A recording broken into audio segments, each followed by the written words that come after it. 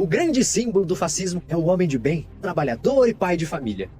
A falta de educação é um dos pilares do fascismo brasileiro. O fascista potencial é aquele sujeito, por exemplo, com quem a gente não consegue conversar.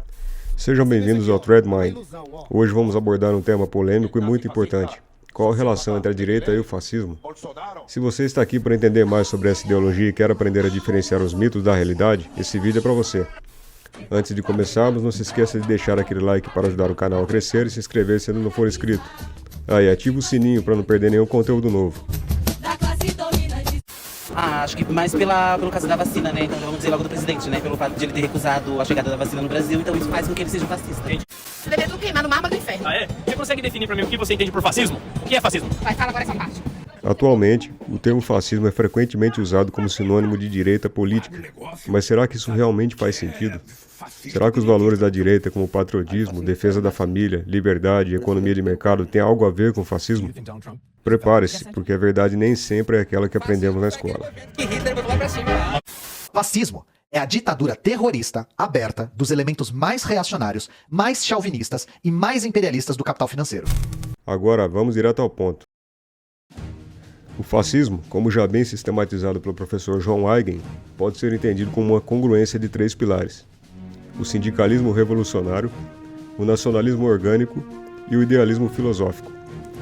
Goste a esquerda ou não, o fascismo teve raízes socialistas. Mentiroso, caluniador!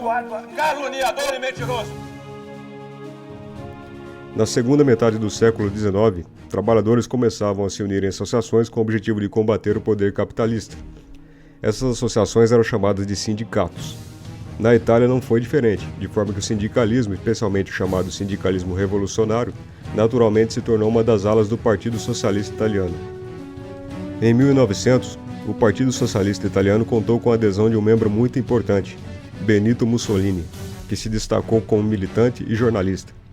Mussolini dirigiu o jornal Avanti, o principal veículo socialista na Itália, promovendo ideias marxistas como a luta de classes e a revolução proletária.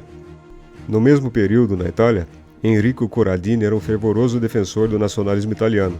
Ele enxergava o país como uma nação proletária, sendo explorado por potências capitalistas como a Inglaterra, França e Alemanha. Corradini queria que a Itália se tornasse uma grande potência global, mas acreditava que o liberalismo e seus valores estavam corrompendo o povo e afastando dos ideais patrióticos e do sacrifício pela nação. Em 1907, o Partido Socialista Italiano passou por uma divisão importante, quando a ala do sindicalismo revolucionário se separou do partido, pois acreditava que ele estava se afastando das ideias mais radicais e se tornando cada vez mais reformista. Eles viam os sindicatos como ferramentas fundamentais para mobilizar a classe trabalhadora e acreditavam que a verdadeira transformação da sociedade só seria possível rompendo completamente com o sistema existente. Na época, os sindicatos eram chamados de fati, plural de fatio, uma ferramenta composta por gravetos amarrados com um machado, simbolizando a força da coletividade. O quê? Vai estudar história. O fati já era usado como símbolo de autoridade e poder no Império Romano, principalmente de punir ou disciplinar os cidadãos, ou seja, opressão. Sim, o fati realmente era usado como símbolo de poder dos magistrados na época do Império Romano, assim como foi usado na época da Revolução Francesa como símbolo de igualdade, fraternidade e justiça, e na Revolução Americana como símbolo de unidade e poder da lei, representando a força coletiva das colônias que se uniam contra a monarquia. Entretanto, Mussolini teve uma longa militância no Partido Socialista Italiano e muita proximidade com os pensadores do sindicalismo revolucionário, que já utilizavam amplamente o fátio como símbolo de união e força coletiva. Portanto, a origem socialista de Mussolini torna essa apropriação muito mais coerente, porque o termo já carregava um forte simbolismo de organização popular e revolução social, diferentemente do uso romano, que era mais distante da realidade política da época. Continuando, é importante dizer que, filosoficamente, os sindicalistas revolucionários compartilhavam da visão de Marx e Engels, que acreditavam que a essência do ser humano é formada através das relações sociais e que o proletário só poderia alcançar a sua verdadeira liberdade e identidade por meio do trabalho coletivo e da transformação social.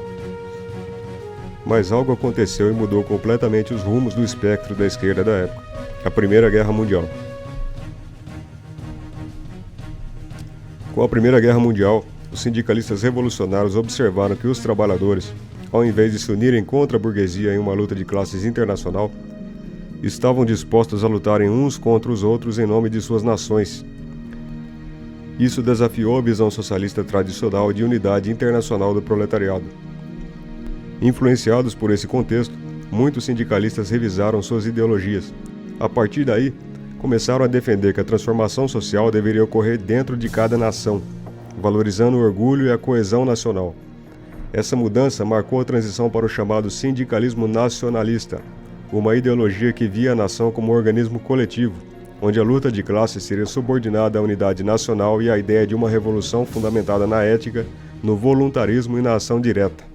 É nesse sentido que escreve Sergio Panunzio, um grande teórico do fascismo e do sindicalismo nacional. O fato mais importante da história da Itália contemporânea é o sindicalismo.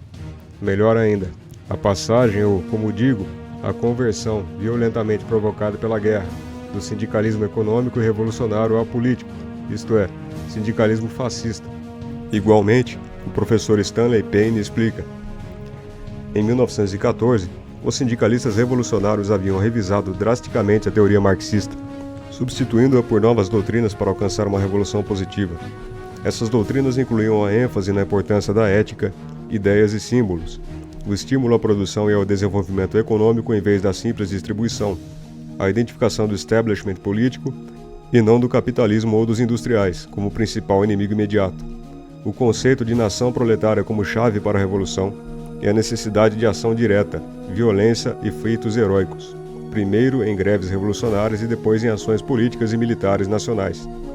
Alguns de seus líderes já haviam se tornado nacionalistas, e após a entrada da Itália na Primeira Guerra Mundial, a maioria de seus porta-vozes apoiou a Guerra Nacional Revolucionária, no processo de transição do sindicalismo revolucionário para o sindicalismo nacionalista.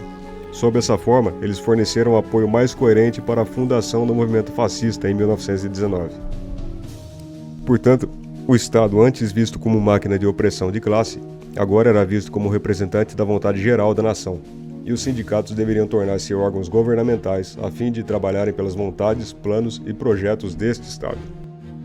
Com 2 pilares prontos, faltava uma base ideológica que oferecesse a liga dessa estrutura, e essa base foi encontrada no pensamento de Giovanni Gentili, pedagogo e filósofo idealista, uma das mentes mais influentes do fascismo italiano e coautor da doutrina do fascismo.